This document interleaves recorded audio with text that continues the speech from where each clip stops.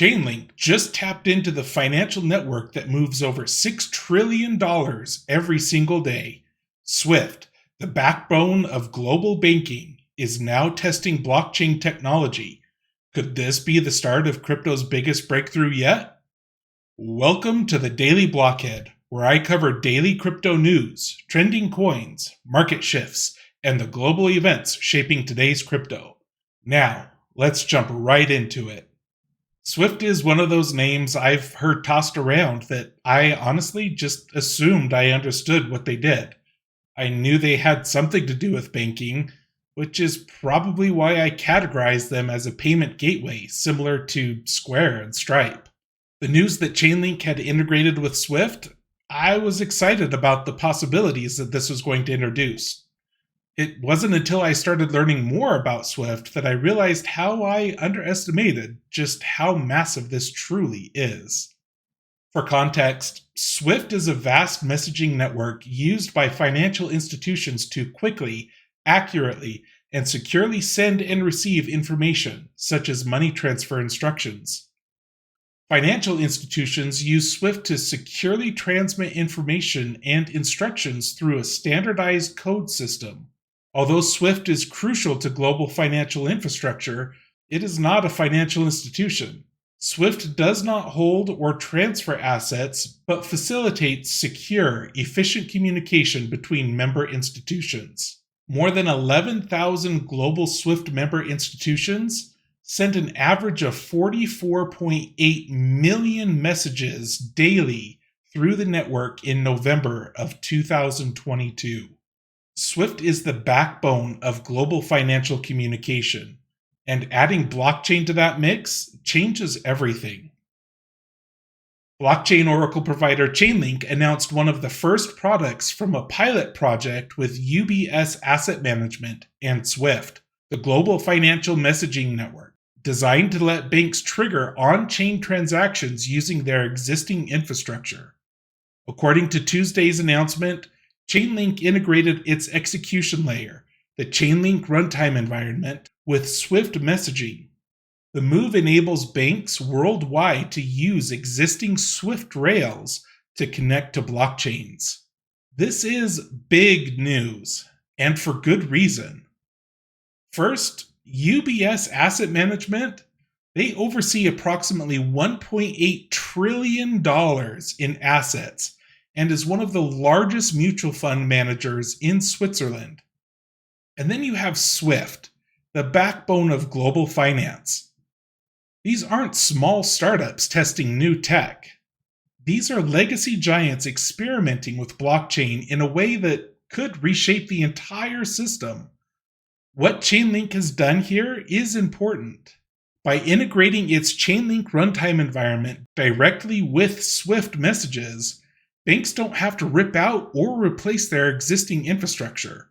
They can continue using the same rails they already trust, but now those messages can trigger on-chain transactions. Think of where this can take us. It removes one of the biggest barriers to blockchain adoption in traditional finance, the complexity of switching systems. Now, this pilot project is focused on fund transfers between institutions.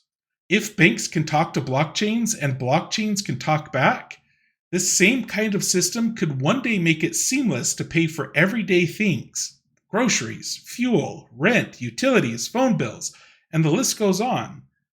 Directly with assets like Bitcoin, Ethereum, Solana, heck, even meme coins, all with the conversion happening instantly behind the scenes.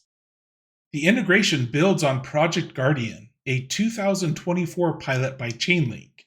The pilot showed how tokenized fund workflows could integrate with existing fiat payment systems.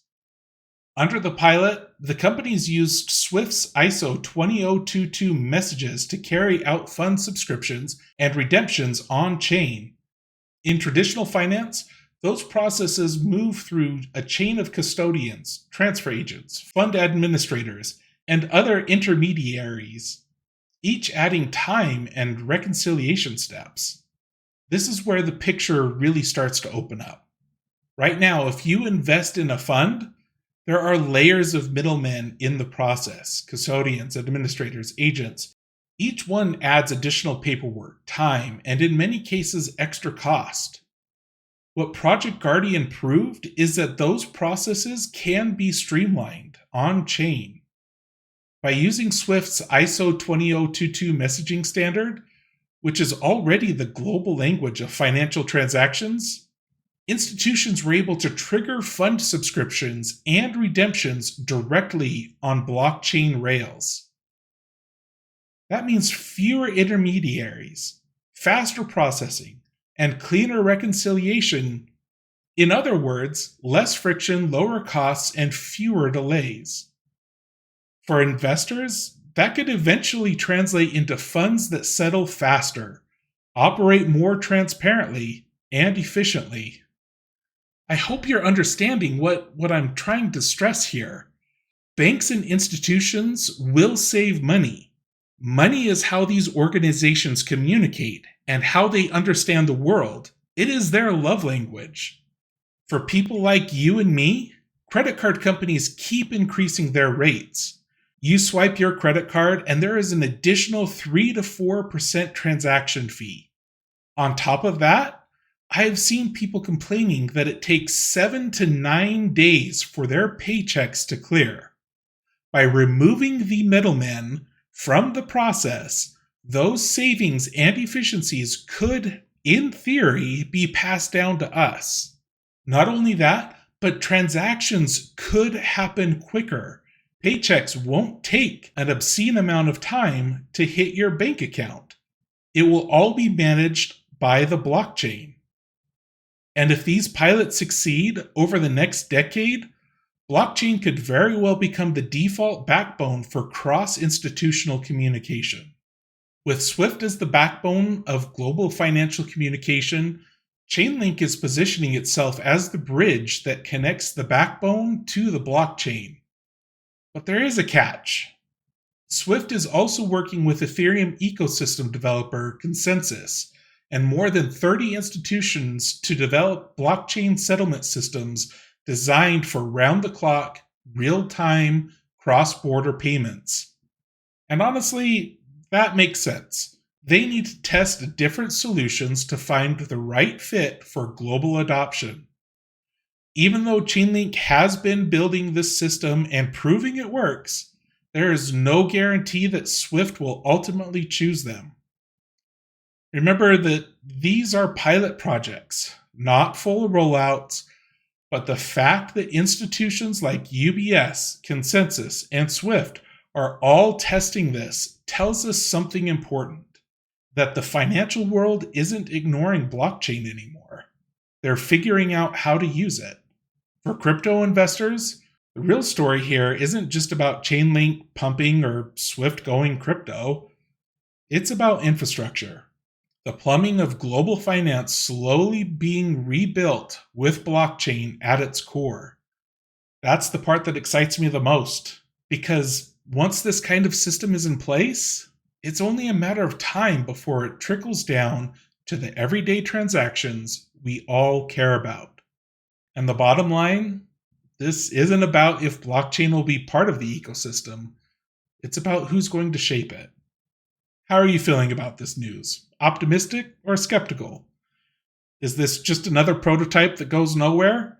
Or are we stepping into uncharted territory that could reshape global finance and maybe even open the door for new kinds of financial freedom? Let me know your thoughts in the comments below. If you found this video helpful, please give it a like. It is one of the easiest ways to support the channel. And if you're new here, don't forget to subscribe for daily crypto updates. As always, thank you for watching, and I'll see you in the next one.